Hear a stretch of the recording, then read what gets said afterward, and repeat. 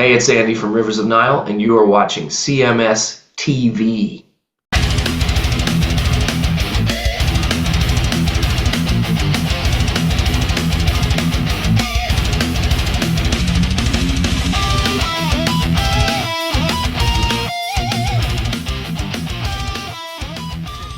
Metal show right here on the classicmetalshow.com. That of course is Megadeth from their Peace Sells But Who's Buying release with Good Morning Black Friday. And I want to say good evening, gentlemen. Glad to have you here on the Classic Metal Show again. I'm glad to be here. Hi, Good Dave. evening, Saturday evening. It's been a while. Yeah, I'm actually got my bass in my hand. It's kind of fun to play along to that for a minute. I haven't There you heard that song in a while. We're funny enough, we were actually working on that last summer, 2018. When we were in Europe. I remember we were actually on stage. We did some dates with Judas Priest. And I remember there was one show in particular. It was hot as hell. It was inside of like a big tent, probably somewhere in Germany. And I remember working on getting that ready to go. It was ready to go. And then we never did play it. So at least we learned it again, you know? Very disappointing. Yeah, well, you know, there's always next time, right? Perfect. Well, Dave and Drew, we wanted to bring you on the show here because obviously you guys are promoting a new collaboration and a book here. And Dave, you've been kind of branching out into the whole writing thing here. This is what, your third book now? Actually, it's my fourth or fifth. I mean, my first book I wrote was a book called Making Music Your Business, a guide for young musicians. And that published in 1997. I started writing it when we were on the Euthanasia tour back in 94, 95. I started to think about, you know, like just kind of giving experience and wisdom to young musicians. You know, a lot of the metal fans, Megadeth fans for sure, are also musicians. Some aspire to rock stardom. You know, most just kind of want to maybe give it a try, you know, play a little bit.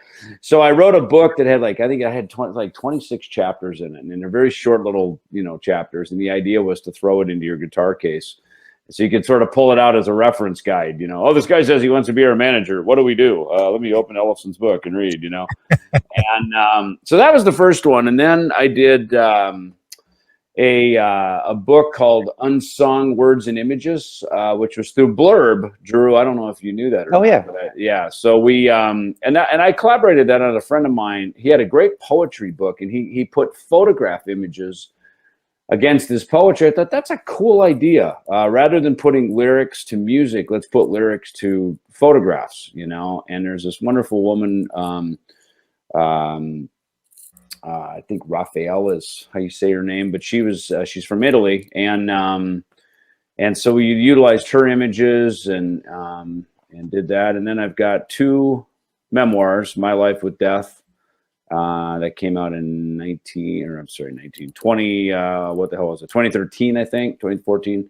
And then More Life with Death that Tom Hazert and I wrote together that came out last year. And then now this little crazy concoction here.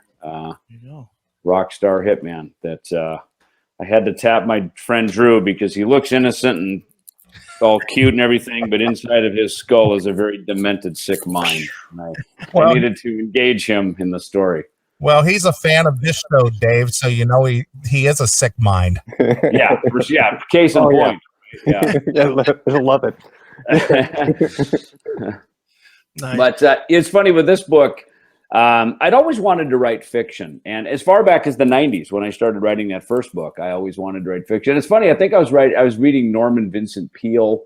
I was kind of new in my sobriety. I was probably, 4 or 5 years sober at the time, and so a lot of kind of inspirational books. So I guess Making Music Your Business was probably a pretty good reflection of where my mind and my heart center was at that time, kind of wanting to pass on goodness and, helpfulness to other people.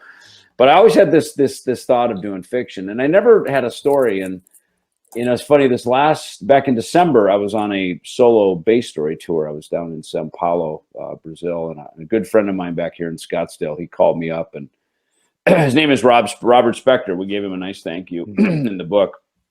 And, he called me up. He goes, "Where are you at?" And I said, "I'm down in Brazil." And he said to me, he goes, you know, we all think you're this rock star musician traveling around the world. I often think sometimes you might work for the FBI or the CIA and you're just on some covert mission traveling around the world. I thought, dude, that is a great idea for a book. And literally I started writing. I mean, I think I hit Drew. I think I hit you like that night or the next day, because we were working on you're working on the Dwellers film that we're putting out through Ellefson Films, and I hit Tom Hazart, and so we created the Ellefson Books imprint, Ellefson Book Company, and it just kind of all came together, you know. And I swear to God, that, you know, when inspiration hits, it's kind of like writing a song, you know, or writing an album. You know, when you start, you can't put when the genie's out of the bottle, you can't get it back in, you know, and so the inspiration was going. I mean, Drew wrote an epilogue like in like an hour. He had this epilogue back to me. I was jumping on airplanes, trying to get my last little bit of Wi-Fi and checking email. Drew sending things over to me. I'm going, oh my gosh, what a great collaboration this is, you know. So of course, I travel the world, so I kind of get the rock star part of it down pretty good, and I started kind of think of like everything from probably Mission Impossible to Jason Bourne, you know.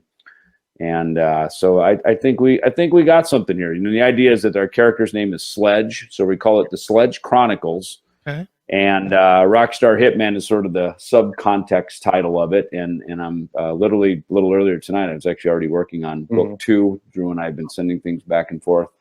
So the idea being that as Sledge travels around the world with his band, more crazy international espionage and drug lords and crazy stuff will happen. So many of whom are in your line of fire while you're traveling around the world as a rock star. Nice. So many of whom we probably dealt with as promoters and other people of ill repute, and who knows, fans and stuff that may come to the shows. Who knows? You know, sometimes it's better not to ask too many questions. You know, just get into the country, do your business, and get on your way. You know. Sure. Now, you know, I told you guys before we started, I've written a few books myself, and I understand the writing process solo.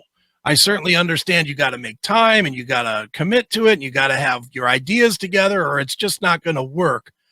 How do you write fiction at all? Because I've tried and I stink at it. I cannot develop the characters real well. Yeah. But how do you write not only fiction, but also collaboratively? Is one of you the dominant writer, or do you trade chapters? Because I guess I don't understand how you can keep the theme that you're inventing on the go working together. Good question. So I think with this one, so because I had this initial idea, I sort of had the big picture of it, right? And I read a lot of Jack Reacher books, so obviously he's a narrative character that carries through to many different books. His author Lee Childs is great at creating Jack Reacher stories in many different settings. So I love that. I also like John Grisham books, and he being a lawyer. He started, he kind of blew where your planet. So start close to home. What did he know? He knows law. So most of his fictional stories are based in some sort of law, legal, society, if you will. So I thought the same thing. Well, look, let me bloom where I'm planted, which is in rock stardom. Same with Drew. He's a musician and a recording artist himself. So that was kind of an easy read. So I think how this one started is it's amazing when the idea hits. You just go with it. And I just started developing characters. And I think that was kind of my initial thing, is get the overarching idea of our character and even the sort of continuation novel series. And then I started to develop the characters. And then I turned it over to Drew to say, okay, now shit needs to get bloody. And that's where Drew comes in.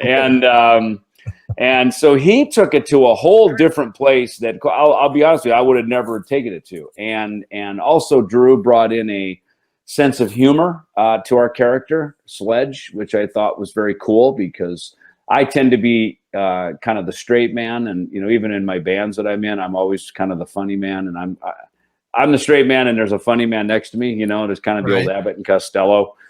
Laurel and Hardy, so I just tend to be that way. I'm a little more linear. I'm a little more analytical. So I tend to be a little more serious about things, but I'm also really good at the details. filling in street names and developing characters, and that kind of, so character development is and sort of story development is my probably my talent on this one. But yeah, Drew is able to take it into some freaking dark places, man. I'm like, whoa, I would have never gone there. So I don't know, Drew, you can pick it up from there. You can maybe talk about your contribution from there. Welcome to the ultimate experience for hard rock and heavy metal fans. Introducing the CMS Locals VIP app, your #1 destination for all things on the CMS network. Dive into the classic metal show, Chris Akin Presents, Seth Williams Show, and more, all in one place. It's free to get started or elevate your experience with a subscription for just $4.99 a month. Go commercial free, get advanced releases, and enjoy exclusive bonus episodes. Plus, it's the prime spot to chat with like-minded fans who love raw, uncensored commentary. Are you ready to rock? Download from your iOS or Android store, search for the CMS network, and join the community now. It's free, it's easy, and it's the best way to keep our shows with you every single day. Install the Locals.com app today and follow the CMS network. Oh yeah, sure.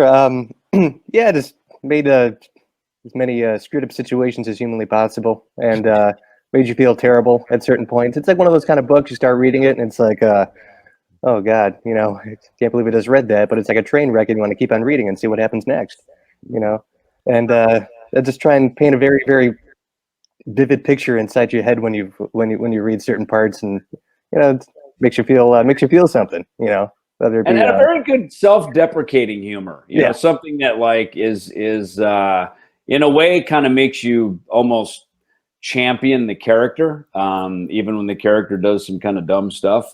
You kind of go, oh man, that poor kid. Oh yeah, he's kind of like Ash from Evil Dead, like a Bruce Campbell kind of thing. Yeah. It's kind of like the anti-hero kind of thing, but like, it's a lot of good comedy in there. Like Chris, I know you get a kick out of the comedy for sure. It's Dark? Very dark, very dark. Yeah. But actually, that's my. I actually did a memoir too. I called it "Dark, Depressing, and Hilarious" because that's what it's like being a bang tango. But But I will say, to Drew's credit, he was just like, oh, I got my gun and I shot the guy. He's got some very creative killing. I mean, I have an agent and I appear at a lot of these horror cons. I find the horror cons to be probably a better mix with the heavy metal fan base than straight Comic-Con. I do both, but the horror con, of course, are great. And one thing I really like about this is to be able to bring the book. I was at the Days of the Dead horror show back in Chicago, I guess 2 years ago. And it was Charlie Benante, who was new. I think probably his first show he'd appeared at. Next to him was me, and I've been to a bunch of shows. So I had a pretty good merchandising table of stuff. And then next to me was Brian Welsh, Head from Korn. And he's got a compelling story because of his faith story, his Right. leaving Korn, his born again story, very dramatic, very compelling. And he had 3 books. I'm like, whoa, I got to get going here. So I got to say Head inspired me to get writing. That's why we pushed out that second memoir last year. And now this year to have this book. I mean, I think now also with the Ellefson Book Company, we have different distributors we can use. We've got different avenues to go with the printing. And so it's funny, as sick and twisted as Drew is over there, as an author, he's got incredible. It's funny at the sort of the end of the pipeline, which is sort of, okay, now we got to put this together, print it, format it, proof it, and find the right pressing and printing and the logistics on that side. Drew's incredibly talented and patient with that. In fact, we helped a friend of mine, Danny Zalesko, who's a concert promoter here in Phoenix. He called me one day and he just said, man, he goes, I've got this book. I've been working on it for years. It's almost done. I can't get it done. And he just said, look, I'm so impressed with everything that you've got going on. And I said, thank you. I said, first of all, I don't do it by myself. So let me tap a couple of the people in my team to do it. And Drew being that guy. And so we got on the phone And Drew worked very diligently for free, just kind of as a buddy. I'd asked him, I said, hey, just do this one as an act of goodwill. And I said, look, also it's going to kind of help us set up how to do this book, to kind of find the different printing, where to do this, outsourcing for the printing and the different distribution network and stuff. You've got one too. Nice. And so it's great because obviously there's this soft cover. Oh, holding them up. Yeah, exactly. Hey, I got, but what's funny? What's funny about this is we've got the soft cover, which has the same matte material as More Life with Death had, which people really liked. They really liked that. And then Drew also chased down the hardcover option. Okay. And these aren't really thick, so these are going to be a pretty quick read, which is good. What do we have here, Drew? A couple hundred pages, 250 or something? I think it's like 212. 212, yeah. It's not super big, which is good. I look, traveling around, I like books that, in fact, I just read a couple of thriller novels recently, and they were too thick and too long. And to me, that's what she said. I use the music thing. Don't bore us, get to the chorus. You know what I mean? Mm-hmm. And sometimes you can overdevelop a situation that could have been said in half the amount of time. And I like where Drew and I got right to the heart of the matter on this stuff. There's not too much fluff. There's not fluff. It's just kind of direct to the point, and just really hits you like a bullet. It's because a lot of books, you read a lot of Stephen King and all that. You could spend 14 pages describing how a door creaked. We don't really do that. We just kind of condense as much as humanly possible, and just kind of hit you with as a vivid picture as I could paint as efficiently as humanly possible, and it came together great. They're really happy with it. Yeah. And short chapters too. It's funny, when I was putting together my first memoir, I just come back to Megadeth. Dave Mustaine had just put out his first memoir, and one of the things that he said to me, because I let him read my manuscript, and one of the things he said to me is he goes, remember to keep your chapters short, because it allows the reader to be able to set the book down and pick it up quickly again. And it's interesting he said that, and I followed that direction when I was putting together my memoirs. And I think we did the same thing here. What was interesting is right around that same time, the Keith Richards book came out, which is like a Bible, super thick. Sure. He goes into incredible detail of his childhood, walking the streets of London with his mother, and the mortars and the bombs that were falling out of the planes and being bombed by the Germans. And, he goes, it's amazing, his detail. But at the same time, it was not a book you could just put down. And as a result, I didn't end up finishing the book. At the same time, I think probably one of the first rock stars who wrote a memoir was David Lee Roth.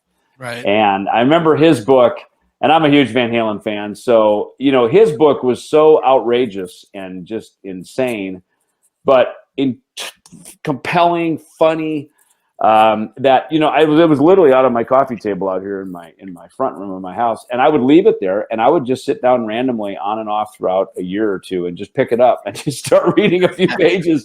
And so it really is true that I think, and especially with this kind of a book, especially as we're introducing this character, we're introducing the story, that it's important that these chapters aren't too long.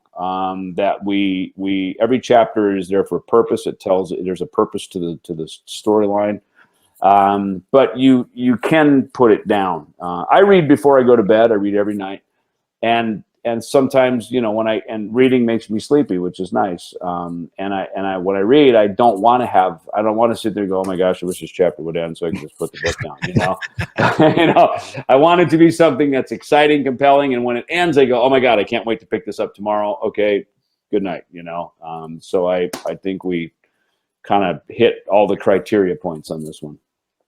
Well, Drew, what is your background? I mean, what is your story? I mean, you seem like a fairly young guy, and you obviously have grabbed the attention of, people in the rock community, and Dave obviously speaks highly of your skills and your input. So what's your background? Where do you come from? What do you do? Oh man. Well, it all started when I met Bang Tango at a bar, and This almost sounds like a joke. Yeah. And I was working at this bar on the south side of Chicago, and my boss was like, "Hey, Bang Tango's coming to play," and I was like, "What'd you call me?" And so my older brother was a big fan of theirs, and so he filled me in, and I was like, "All right, cool." So it was like on an off day, I went to check him out, and the singer, as I met Joe Lestay, I remembered him from Beautiful Creatures, and he walks up to me, and I had a camera in my hand, and he's like, "Hey, man, I got 2 questions for you." Okay. One, do you know where I can find some weed? And I was like, no, I'm sorry, buddy. And 2, what's that in your hand? I was like, oh, it's a camera. And he was like, we're going to be recording an album in Chicago in 2 weeks. Want to do like a studio documentary? And that's how it all started. And then I just followed him around with the camera for a couple of years, and that turned into a full length like documentary. And I ended up getting Dee Snider to do the opening narration. Ricky Rackman's in it, and that turned into Attack Like the Bang Tango movie. And it's very brutally honest. Like, it's not a fluff piece whatsoever. Like, Joe, it depends on the viewer how you feel about the band after you watch it. But I remember I screened it once in Chicago, and Joe Lestay, I had the band there at the time, which is Joe's the only original member at that point. And as the movie's playing and Joe's speaking on the screen, my favorite moment of the whole evening was Joe standing up, pointing at the screen as he's saying something, going, "Hey, I didn't say that." And it was incredible. And he was kind of upset afterwards, but he looked at me. He's like, "Hey, man, the truth hurts, and I really appreciate you doing this." And then, like 2 days later, I joined the band. And it was like that scene in that movie Ted, where he's like going for the job interview. He doesn't want the job, and he's saying all these terrible things about the guy's wife and all that, and then he gets the job anyway. Right. That's pretty much the same situation. And a lot of that was due to Rowan Robinson as well, who was playing guitar for them, and Dee became a good friend, and we hit it off, and we just, he really was like, it's a 2 guitar player band. They were down to 1 guitar at that point. So he was like, "Joe, we should just get Drew. He's easy." And it was. And so, we played with them for a couple years, and about a year in, we played Rocklahoma. And somehow, some way, we opened up the main stage. And it was us, 6 a.m., Megadeth, Rob Zombie, and Disturbed. And that's when I met Dave for the first time. Okay. And I've always been a huge Megadeth fan. I never bring it up to Dave, really, but dude, I'm a huge Megadeth geek, just so you know. But I'll keep that in mind. Yeah, exactly. But that's a Are you lesson buying every for time. Kiko's job there, Drew? Is that what Oh you're doing? man. I don't know. But and I also knew Tom Hazard. So he was a part of the bringing me and Dave together as well, and all that, and then from there I ended up leaving Bang Tango and started playing guitar for Chuck Mosley from Faith No More, and Tom actually helped put that together as well, and loved Chuck. He was incredible. He only knew him for about 6 months, but he became a close friend. I really miss him very much, and so I played with him up until he passed, and then what else did I do? I was working with E&P for a little while. That's kind of going on, hitting the road with Tom, and hitting up all the festivals and promoting the label and everything. And I put together this science project of a band called Zen from Mars. It was me, Mike Keller from Fear Factory, who also plays for Raven, Bryn Arns from the band Flip, Chips Enough from Enough's Enough, and Stephen Chiro from Kick Tracy singing. Okay. And Kate Kennelina, Chip's wife, on keyboards. And that album's been in the mixing stage for the past 5 years. Sounds like Chip. Yeah. There's a lot of, oh man, that was, it seemed like a great idea at the time, shot myself in the foot. But One of the hardest things for musicians is to get out of their own way, Yeah, exactly. Right? And artist work is never done, right? Yeah. But so that'll be out eventually. I'm sure we got 2 different versions of the album now, actually. And I learned through that process that the excuse of creative differences does actually exist, and I will attest to that. And what else I do?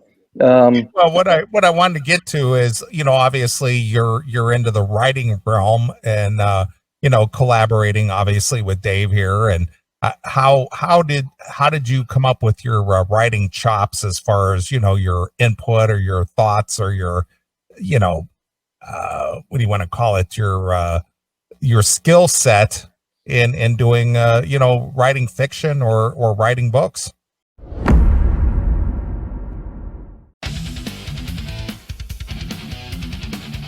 Get ready! The Seth Williams Show is going live Friday, September 12th at 4 p.m. Join us for lunch and a hilarious podcast interview with the one and only Jim Florentine. When I was a kid, I got home from school at 3 o'clock. My mom goes, go play in the neighborhood till 6 o'clock. Come back then for dinner, and that was it. There was no communication from 3 to 6. And I'm still here, and everybody else is, right? It's fucking weird, isn't it? Yeah, all right, a couple cute kids went missing, but that was collateral damage. What are you going to do? Yeah, I mean, they took the bait, went for the candy. What are you going to do? I wasn't a candy guy. Yeah, you're not going to get me in a van with a Tootsie Roll, And Don Jameson. Remember when the most dangerous jobs in America were, law enforcement, active military, one of Danny Masterson's dates from that 70s show? No, I'm glad you guys are laughing at these jokes, because here's the thing. We're so politically correct nowadays, aren't we? It's gotten too crazy, man. This incredible event, including lunch, is brought to you by Smokin' Rock and Roll and Audio Base Studios. Space is super limited. Only 10 lucky fans will be selected. Send your email to sethwilliamshow@gmail.com. Seriously, you don't want to miss this. Oh, to be honest with you, I never did it before. And well, it's funny, if I can just kind of jump in on that, I guess it was a little over a year ago, Drew, Tom hit me and he said, "Hey, Drew's got this movie he's working on called Dwellers."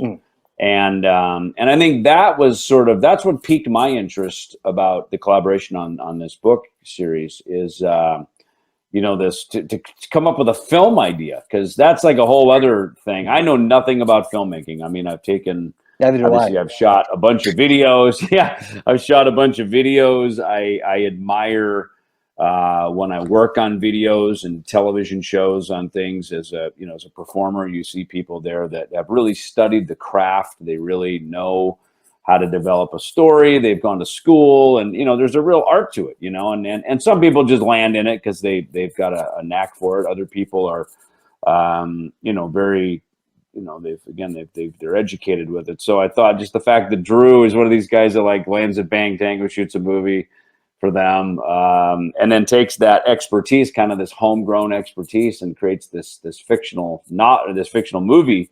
Kind of in like a Blair Witch genre, kind of the home video camera genre, which I didn't even know. That I thought there was just like a movie, and it turns out it's like a full genre of that kind of stuff.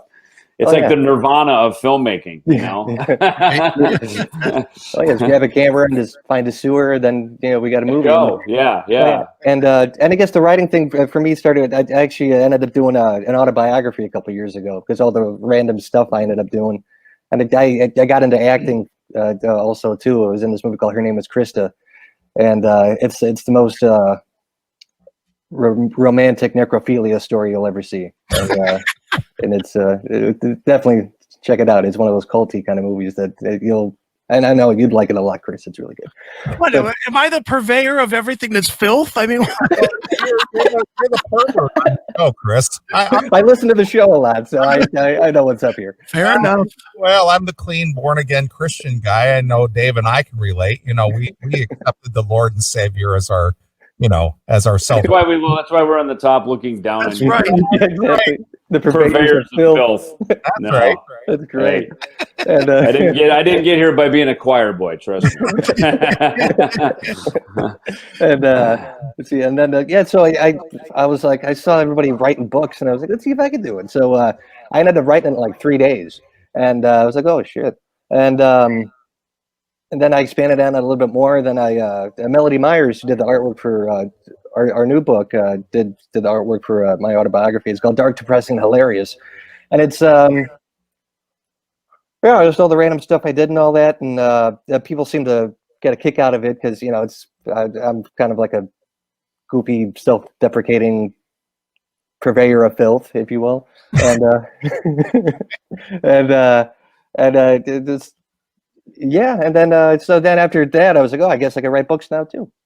And then after, I never, I always like to do random stuff, like, I mean, so after that, I was like, oh, let's do another movie, and so I was like, what's the cheapest way we could go about doing this? And I was like, oh, found footage, of course. I got a camera. And then I wrote the script of Dwellers, which is completely like 99.9% different to where it ended up, because it was kind of let the movie dictate where the story was going to go, what was going to work and what wasn't going to work. Because when you write something down and go to shoot it, it could just take a whole different context you didn't expect, and it could either work better or worse. And so it was kind of fascinating to go through that with making Dwellers, and it came out. I'm really proud of that one. It came out great. Like I can't wait for everybody to see it. It's really cool, and Dave's in it, and a lot of cool little cameos too. Like Jeff Hatrix from Mushroomhead's in it, and Tommy Church from Mushroomhead. Chips Enough's got a little cameo, and our friends at Mad Monster here are going to actually premiere it for us in Charlotte, North Carolina, February 19th through 21st. They've offered us the premiere spot for the film, which is great, because unlike that record you're working on, Drew, the film has to come out one day. It needs a new day. Exactly. And so, it's funny. So artists. I remember when we were making the Euthanasia record, and Max Norman, our producer, he goes, "Man, we've got to get in and start recording this record next week. We're out of money, we're out of time, And I said, "Well, what's the budget?" He goes, "Man, the budget is it'll expand until you're just out of money, and the calendar will just keep expanding until you're out of time. So now's the time we got to get going," in this British accent. And I love that. The time and budget will expand to whatever the budget and the time is, Right. So I find sometimes with creative things, if there isn't a deadline, it can go. And what happens is then you sort of lose your way. It's easy to lose the plot. It fizzles, it sits there, and then it's like hard to pick it back up and get going again. And I find it's one of the things with this second Sledge book. It's why I've stayed engaged in it, because the story itself keeps me excited. Kind of like when you're writing a song, the song itself and that process, you don't want to lose that. It's like, usually when I write, I'm like, I want to get in the studio right now and record this. I want to get this tracked and done. And sometimes I make records and I never listen to them again, to be honest with you. But because it's for me, it's about getting the creation done, recorded, archived, and that kind of is a sort of validation that it gives. And so even like with Dwellers, it was great that our, Eben and our friends at Mad Monster were cool enough about offering it to us, because I called Drew right away. I said, "Dude, we got a deadline now. Let's get that thing wrapped up." Yeah, otherwise it would have ended up like Zen from Mars. Like, yeah, yeah, but, exactly. And it's ironically, the character Dave plays in the movie, it pretty much has that same conversation with me, like in the movie, because we play ourselves, Like, dude, what the hell? Come on, like, really, yeah. And I was like, let's see if we could get this to actually happen in real life, and sure enough, it pretty much did. So in a weird way, if art imitates life, that probably is my role in this too. It's like, hey, let's get this shit going. Come on. Let's get this stuff done now. So. Yeah, exactly. When you find that mojo, though, when you find that mojo, you just got to latch onto it and keep it going. Yeah. Like right now I'm in the mode to finish up Dwellers, and after that I'll probably get in the mode to help finish out this next Sledge book and all that. And that's kind of, you got to latch onto that this creative, like,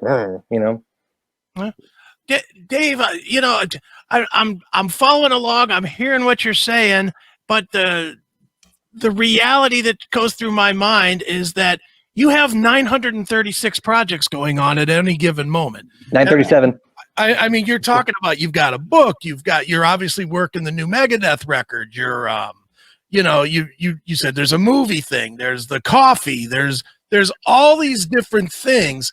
How do you find focus on any one thing when you have such a plethora of, legitimate business things going on at once? Yeah. Well, you know what? I wake up every day and I basically go to work for my company, my company meaning Ellefson, right? Right. And I kind of separate myself from that. I might be the CEO, but I got to go to work and steer the ship. You know, when I worked, I did artist relations for Peavey, and Hartley Peavey single-handedly was the sole owner of Peavey, and a very vast, huge empire at one time, that company. And I saw that with him. You know, he still showed up. You know, he flew home to Palm to West Palm every weekend because he could afford to live there. But he flew back. You know, every Monday he was in the office in Meridian, Mississippi, running his company because his name was on the door.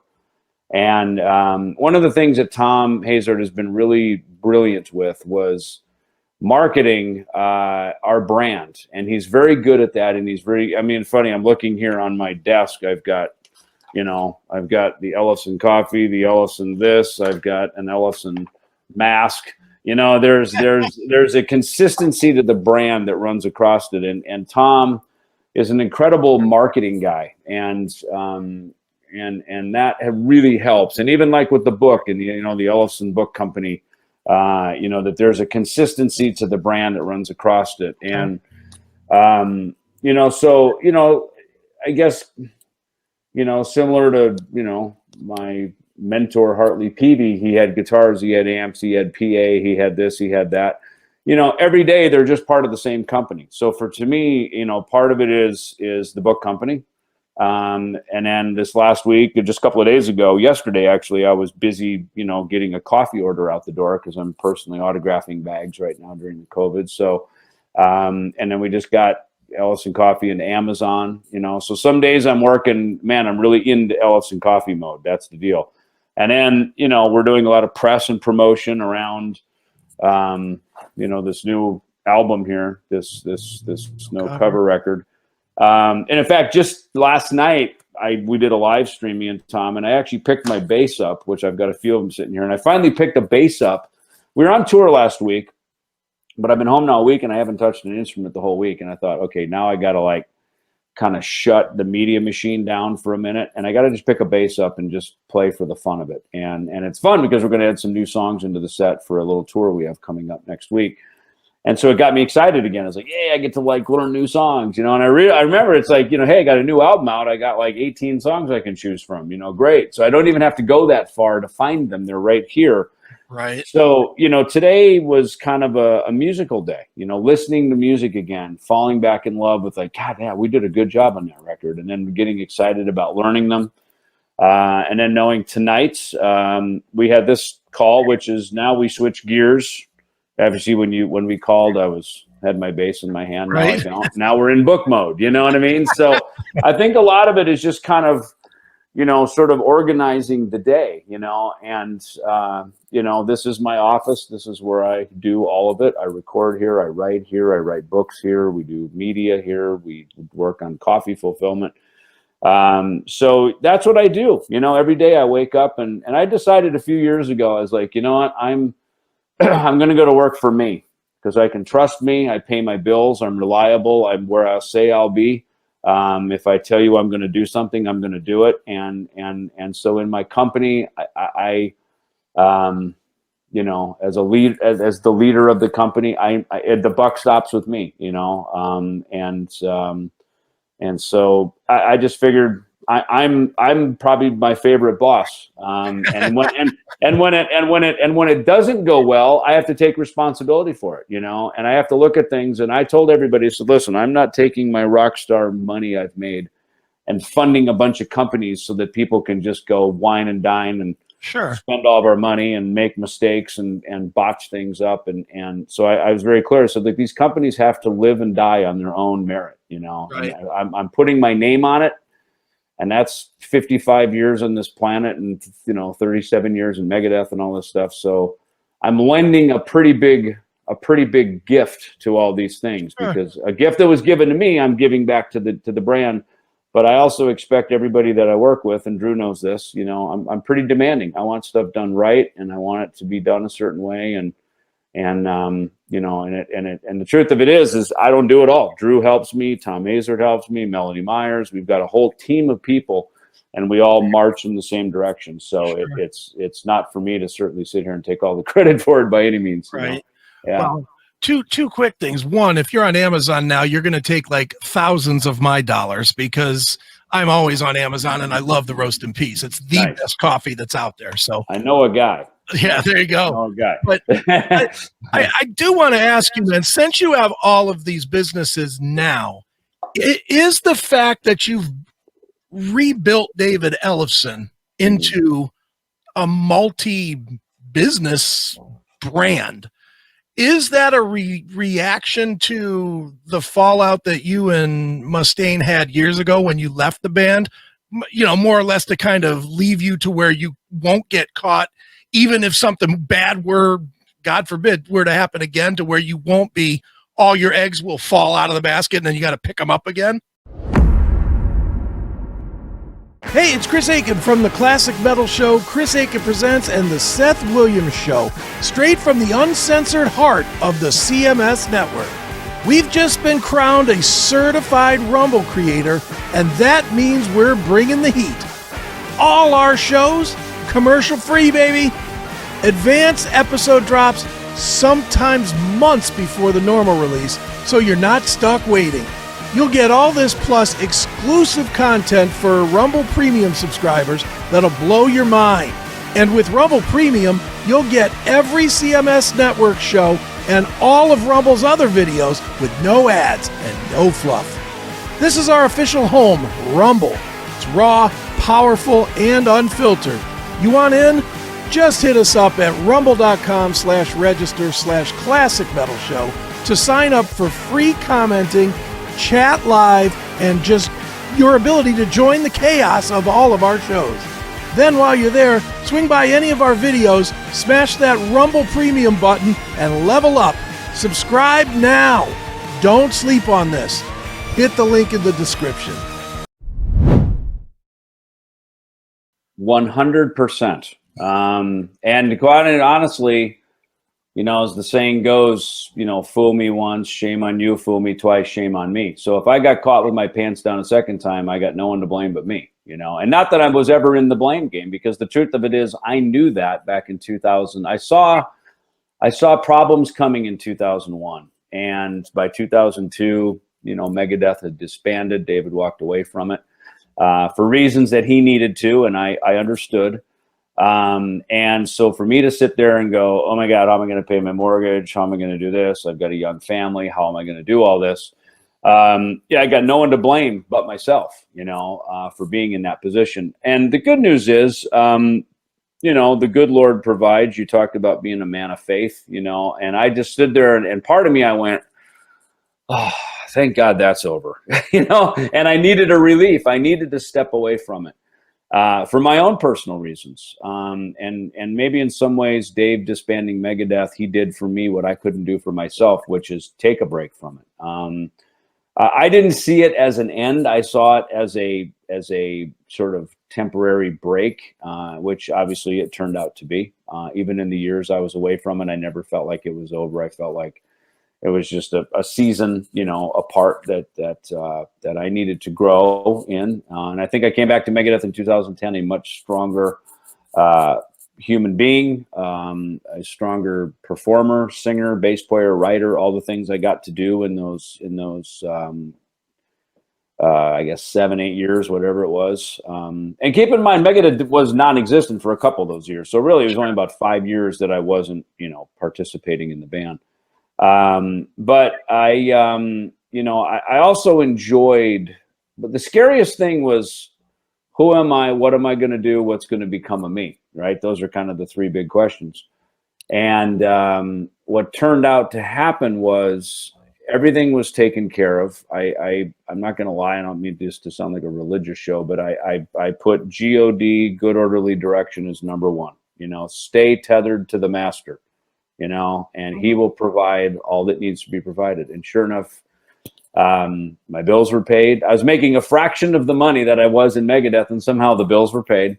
You know, it's kind of like the loaves and fishes, you know what I mean? It just sort of appeared. And I got the job with Peavey. I went to college. I got my degree. Because I noticed now, not being a rock star, working kind of in the corporate world, even though I was working just as a contractor, and I was mostly hired because of my phone book and my you know, contacts in the business. I realized that if I ever want to make any other lateral move here, I'm going to probably need to check the box. Like, yeah, I went to college, you know? Right. And so I did that. I stepped up and I did that. You know, then all of a sudden these music things started happening. F5 had a little cover band called Hail, some other famous dudes. Temple. Yep, I did. Yeah, Temple of Brutality. We did all these different things, and it's interesting because it's sort of like as I kept the faith and I stayed true to the just, you know, provide for my family, take care of first things first, do that. And suddenly all the music stuff started coming back because I was prepared to walk away from it. I didn't want to, but I was going, you know what, maybe this is this big boy time. I'm in my late 30s. Maybe I got to put the guitar down, grow up, cut my hair, and be a real, you know, be like a real guy now. And the truth of it is, you know, again, somehow the good Lord brought that back to me, you know, and next thing you know, I started playing more and more. I was playing with different people. It broadened my horizons. My jazz band teacher used to tell me that, broaden your horizons, you know, when I was in high school. And now here I was as a middle-aged adult, you know, broadening my horizons, playing with a lot of other people in a lot of different settings. And, you know, so when I did come back to Megadeth, I suddenly was a much better Megadeth member because I think in the early days, I only had that one group, you know, for 20 years. And I think there was always a part of me that I wanted to step out and try some other things, but it's funny. Here I am in this big multi-platinum Grammy-nominated band, insecure that I could go out and play with other people.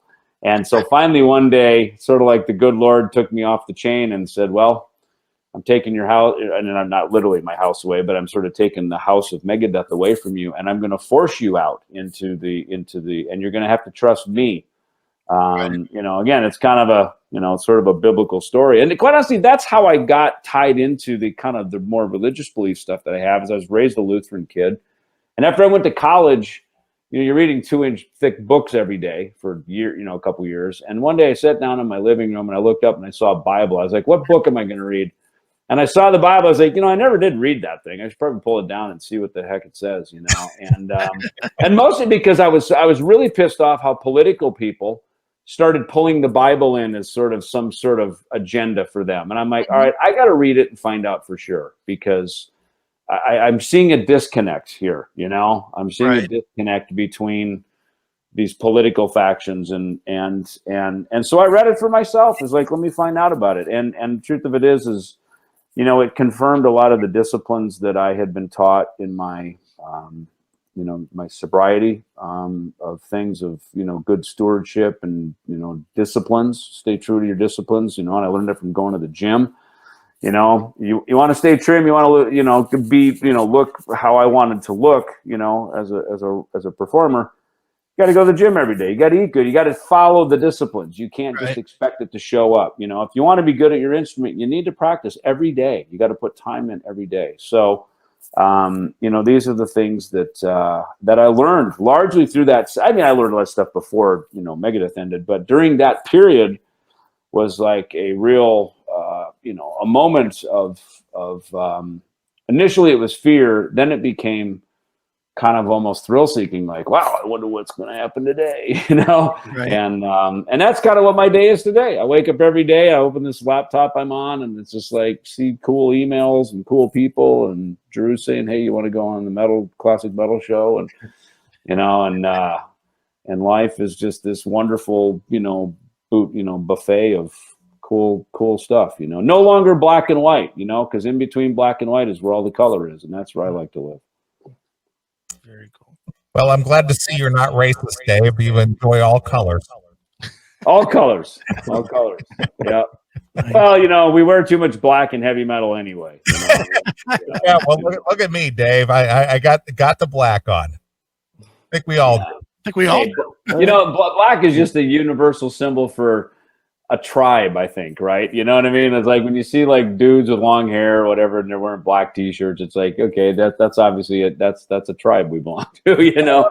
You know, definitely is. I mean, Chris has got the long hair going, same here, and all you guys, and you know, both Chris and I have, you know, can attest to, you know, attending numerous Megadeth shows over the years, and you know, I own the whole catalog, and we play it here on the show, and you support you. I've met you on a few occasions. I met you several times at NAMM, and we've had a roundtable podcast thing together a couple of times, and we're always happy to have you on the show and help support your work, regardless of whether it's music related or book related or coffee related, and you guys are always welcome on.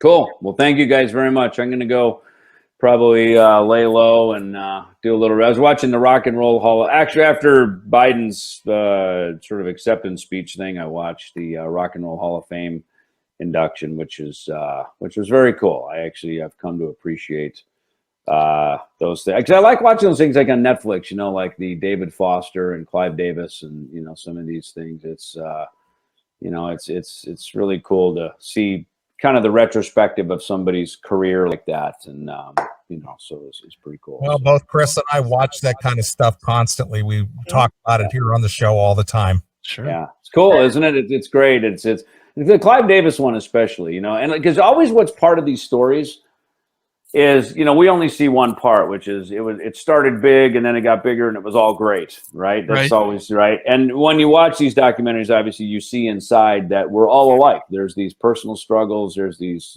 triumphant moments, and then there's something that makes it fall apart. And usually, they come back together in some way, and it's even bigger and better than ever. I mean, that's been a part of my journey in my life, and even with Megadeth.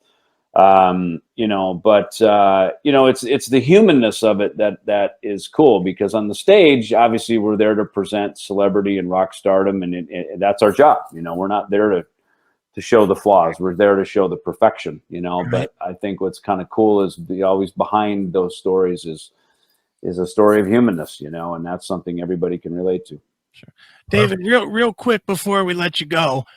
I've been reading you're in the press every single day. You're like Blabbermouth's favorite guy that they don't hate. Go-to guy, yeah. Yeah, you're the guy they don't hate on Blabbermouth. And I've read constantly the thing saying it's going to be a heavy record. This Megadeth record is going to be a heavy record. You're not going to bait and switch us with another Risk or Super Collider, are you? We're going to get a heavy one, aren't we? As far as what I've contributed, no. I mean, I don't know. It's a long way till the record comes out, but no. In all seriousness, one of the things that Dave said back in 2018, kind of late 2018, we're starting to get together and kind of get riffs put down and stuff. And he said, he goes, I want to sit back and listen. I feel like so many of these records, we're on tour, we're busy, we're moving all the time, and we sort of go in, we plug in, and we just play our parts, and we unplug, and we go home, and we're never together as a band.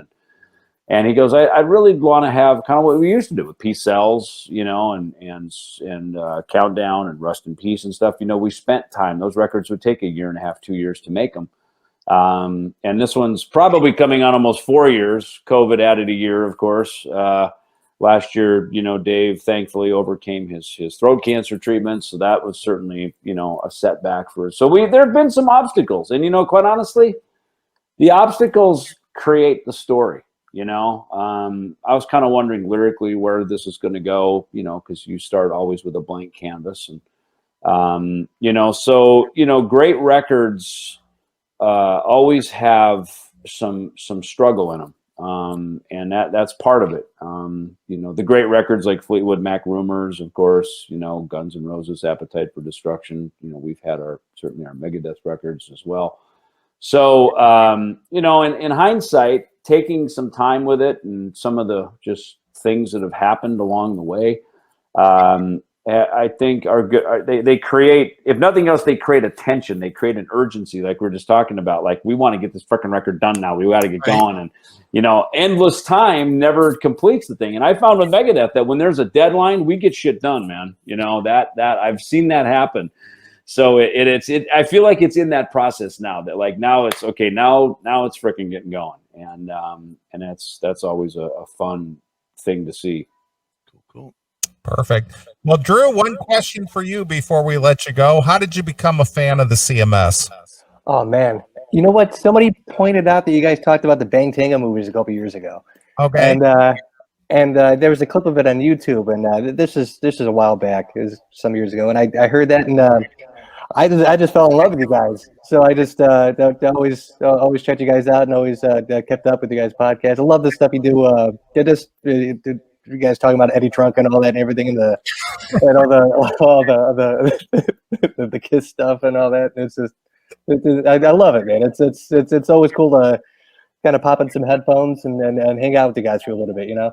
Perfect. Well, we appreciate you guys coming on again. The new book is called Rock Star Hitman. You can get it on Amazon, and it is available. It's a short, quick read, as Dave has said, and I'm gonna delve into it a little more this weekend. So go pick it up and support your favorite rock star as well as our new friend Drew, who we're meeting really for the first time. So. Good stuff, guys. Thank you. Thanks, you guys. Have a good one. And I'm sure we'll be chatting soon with all the stuff coming out in the next. Perfect. Yeah, we'll talk to you. We'll talk to you next week when your next project's announced. Exactly. And a cool little tidbit. This is actually our friend Vin from the band Sponge. Oh, no kidding. Yes. So we actually have a real rock star on the book, believe it or not. Yeah. I want to give Vin a little shout out. But thank you so much, guys. Thank you. All right. Well, Yeah. I think a good way to end this little segment here is to play something from Euthanasia. I think it's very appropriate.